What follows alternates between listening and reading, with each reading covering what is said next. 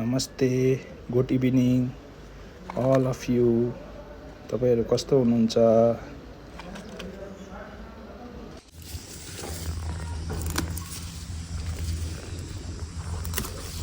चाहिँ खासमा यसरी अहिले कटिङ गर्नुपर्दो रहेछ कि पहिला चाहिँ हामी पनि जान्दैन थियौँ हो। लामो लामो बनाएर राखिबस्थ्यो कि तर होइन रहेछ नि अवस्थामा चाहिँ कि अहिले यसो कटिङ गरेको छ भने चाहिँ पछाडि यसलाई मजाले चारैपट्टिबाट हाँगा पलाएर आउँछ। अन्त यसलाई रोप्नु पनि पछाडि यति बेला है यो गोदावरीको सबैजनाले तपाईँहरूले चाहिँ कति बेला कसरी गर्नुहुन्छ, हामी चाहिँ अहिले गर्छौँ। अन्त मजाले पलाएर आउँदो रहेछ हौ चारैपट्टिबाट।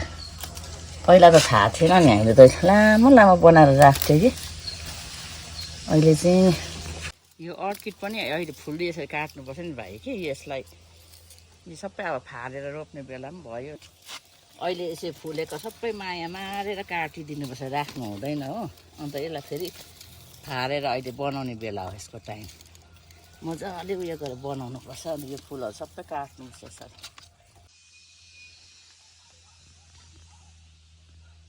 नयाँ ल्याएर रोपेको यिनीहरू सबै कि प्लान्ट मलाई अति नै मनपर्छ नि त, हुन्छ कि हुँदैन। नयाँ किनिवरी ल्याएर चाहिँ रोपेको छु, हेरौँ कस्तो हुन्छ।